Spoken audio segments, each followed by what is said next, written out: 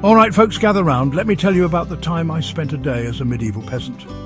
Not in some cheesy Renaissance fair, mind you. Oh no, I went full peasant in the heart of the concrete jungle. We're talking tunic, leggings and a complete lack of deodorant. It was truly a journey back in time, and let me tell you, the Dark Ages were aptly named. Now, imagine the year 1348. No iPhones, no Netflix, and definitely no indoor plumbing. Life was tough. People toiled in the fields, feared dragons, or large birds, who knows, and thought bathing was a spectator sport. My mission was to recreate this authentic medieval experience in the 21st century. What could possibly go wrong? So, armed with my trusty lute, read a $20 ukulele from a pawn shop, and a heart full of naive optimism, I set off into the urban wilderness. Little did I know the real adventure was just beginning. Buckle up, buttercups, because this is a story for the ages. First things first, the clothes. Let's just say that walking into a Starbucks wearing woolen tights in July is about as welcome as a fart in a confessional. People stared, they pointed. One barista even asked if I was there for a historical accuracy-themed party. I told him it was a lifestyle choice. He just chuckled and mumbled something about needing a raise. And the stares, oh, the stares. It was like I'd brought a donkey to a dog park. People just couldn't wrap their heads around the whole tunic and leggings combo. One woman actually clutched her purse and crossed the street when she saw me coming. Look, lady, I'm just as confused about being here as you are, but hey, at least I'm not wearing Crocs, right? The highlight of my sartorial journey had to be when a group of teenagers asked me if I was filming a TikTok. Nay, ye young squires, I proclaimed in my best, read-only attempt at a medieval accent, I am but a humble peasant, lost in this strange and wondrous realm. They just looked at me like I'd grown a second head. Kids these days, no respect for the classics. Now remember the whole no money rule? Yeah, that proved to be a tad tricky. Turns out serenading a hot dog vendor with a ukulele ballad doesn't quite cut it in the 21st century. Who knew? I mean, I poured my heart into that rendition of Greensleeves, but the guy just offered me a free pretzel if I promised to move along. The indignity.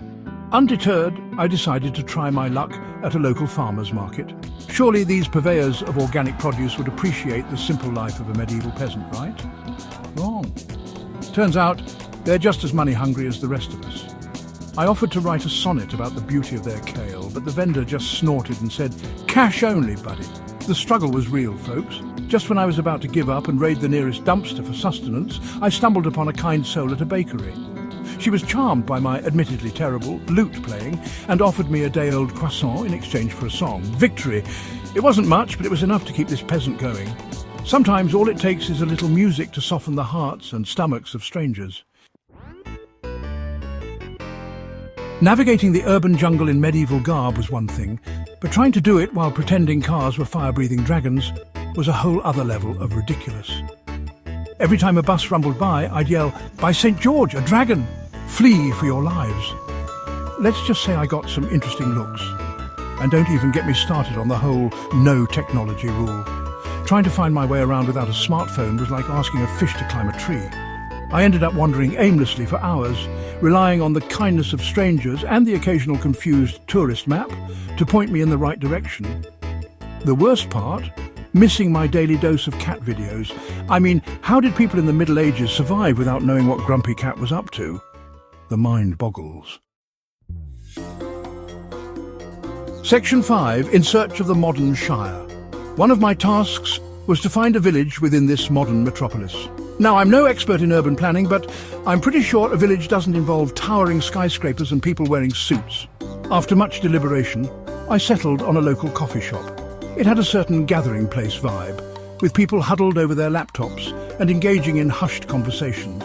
Plus, the smell of roasted coffee beans was a welcome change from the usual city stench of exhaust fumes and despair. Of course, trying to explain to the barista that I was looking for the village elder was met with blank stares. "Elder?" she asked, her voice dripping with sarcasm. "Honey, this is Brooklyn. The only elders here are the sourdough starter and that ficus plant in the corner." Fair enough. Still, I persisted in my quest for all things medieval. I tried to convince a group of college students that their laptops were actually enchanted grimoires. They didn't buy it. I attempted to pay for my latte with a poem about the joys of caffeine. The barista just sighed and pointed to the credit card reader. Some things, it seems, even a time-travelling peasant can't escape. Finding a king in the concrete jungle proved to be even more challenging than locating the elusive village. After all, where does one find royalty in a city that worships hustle and ambition, not lineage? Then it hit me. The CEO of a major corporation. Who else but a captain of industry could possibly embody the power and influence of a medieval monarch?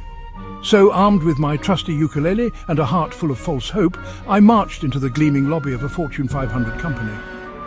Security was, understandably, a tad suspicious of my attire. I tried explaining that I was here to entertain the king with a ballad about corporate synergy, but they weren't amused. Turns out, serenading security guards with a ukulele is not an effective way to gain access to the executive suite. Dejected, but not defeated, I settled for leaving a strongly worded message with the receptionist. "Tell your king," I declared, "that the peasant John Oliver requests an audience. I come bearing tales of woe and a mean rendition of Stairway to Heaven on the lute." She just blinked at me and went back to answering emails. Ah well, a peasant can dream, can't he? Remember how I mentioned the Dark Ages were aptly named? Well, the universe decided to take that literally. Just as I was starting to get the hang of this whole medieval peasant thing, the heavens opened up and unleashed a torrential downpour. Now, I'm not one to complain about a little precipitation, but when you're wearing woolen clothes and carrying a cardboard box as your only shelter, things tend to get a bit soggy. Finding refuge under an awning, I huddled beneath my makeshift cardboard castle, watching as the rain transformed the city streets into raging rivers. Passers-by, shielded by their fancy umbrellas and waterproof jackets, gave me pitying glances. I'm pretty sure I even heard one guy say, "Look, honey, a homeless guy is cosplaying as a drowned rat." The indignity. But hey, a little rain never hurt anyone, right? Okay, maybe it hurt a little. My shoes were soaked through, my tunic clung to me like a wet blanket, and my ukulele sounded like a chorus of dying cats.